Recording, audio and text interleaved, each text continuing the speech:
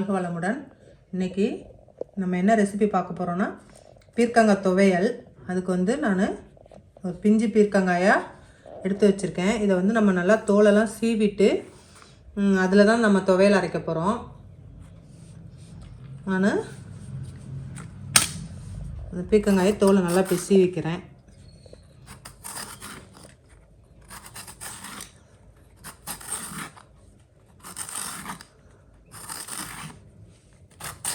நிறைய தடவை நம்ம வந்து கூட்டு சாம்பார் எல்லாத்துக்குமே பீர்க்கங்காய் யூஸ் பண்ணுவோம். ஆனால் அந்த தோலை வந்து தூக்கி தான் போடுவோம்.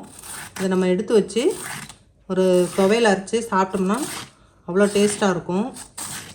இட்லி தோசைக்கு கூட தொட்டுக்கலாம்.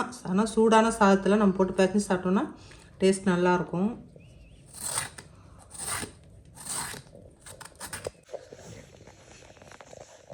பாருங்கள், இந்த அளவுக்கு சீவி எடுத்து வச்சுருக்கேன்.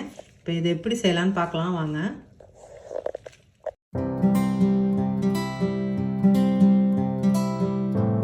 பீர்க்கங்காயை தோல் சீவி எடுத்து வச்சுருக்கேன்.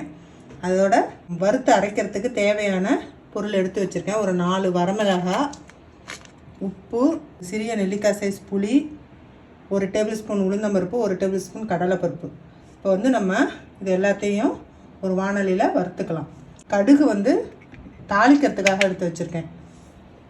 இப்போ ஒரு வாணல் வச்சுட்டு அதில் நல்லெண்ணெய் ஊற்றிக்கலாம்.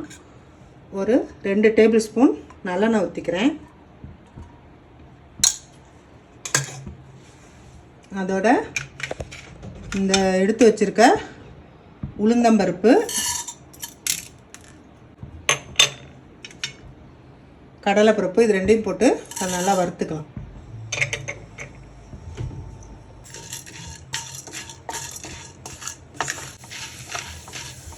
ஓரளவு செவந்து வர வரைக்கும் வறுத்துக்கலாம். உளுந்தம்பருப்பும் கடலைப்பருப்பும் செவந்துருச்சு. அதோட 4 வரமிளகாய் போட்டுக்கலாம். போட்டுட்டு அதையும் நல்லா அப்படியே வறுத்துக்கலாம்.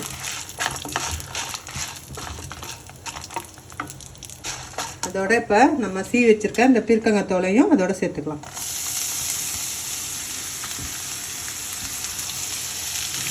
இதையும் சேர்த்து நல்லா வணக்கிக்கலாம். ஓரளவு வணக்கினா போதும். இது வந்து உடம்புக்கு ரொம்ப நல்லது. வித்தியாசமான துவையெல்லாம் சாப்பிட்ருப்போம். ஆனால் இந்த பீர்க்கங்காய் துவையல் வந்து சாப்பிட்ருக்க மாட்டோம். ஆனால் காயை வந்து தோல் சீவிட்டு தோலை தூக்கி போட்டுருவோம். இதில் வந்து நம்ம ஒரு துவையல் செஞ்சு சாப்பிட்டோம்னா அவ்வளோ சூப்பராக இருக்கும். நீங்கள் செஞ்சு சாப்பிட்டு பாருங்கள். அவ்வளோதான்.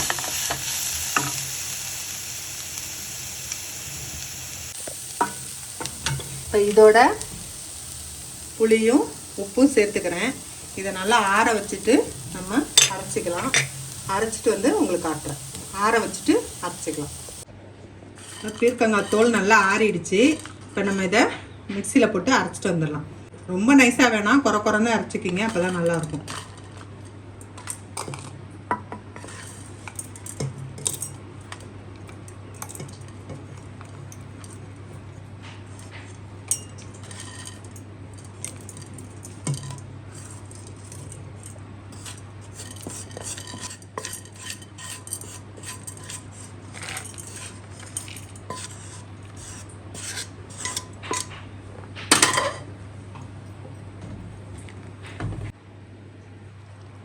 கொஞ்சமாக விட்டு இப்போ நான் போய் இதை அரைச்சிட்டு வந்துடுறேன்.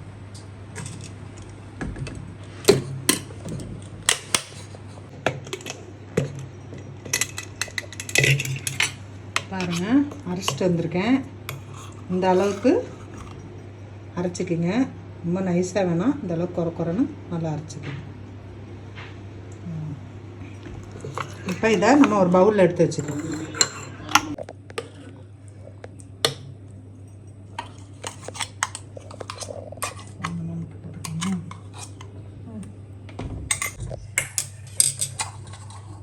இப்போ துவையலுக்கு கொஞ்சமாக தாளித்து கொட்டிக்கலாம்.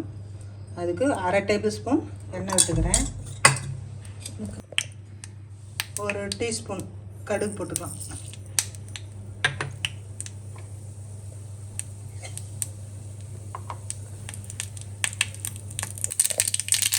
கடுகு பொரிஞ்சிச்சு. இப்போ கருவேப்பிலை போட்டுக்கலாம். கொஞ்சமாக பெருங்காயம் போட்டுக்கலாம்.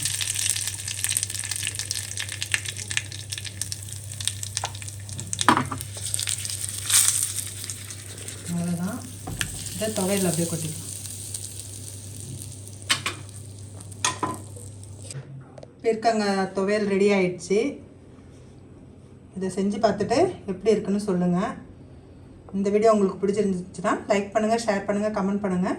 கவி விலாக்ஸ்க்கு சப்ஸ்கிரைப் பண்ணுங்கள். தேங்க்யூ.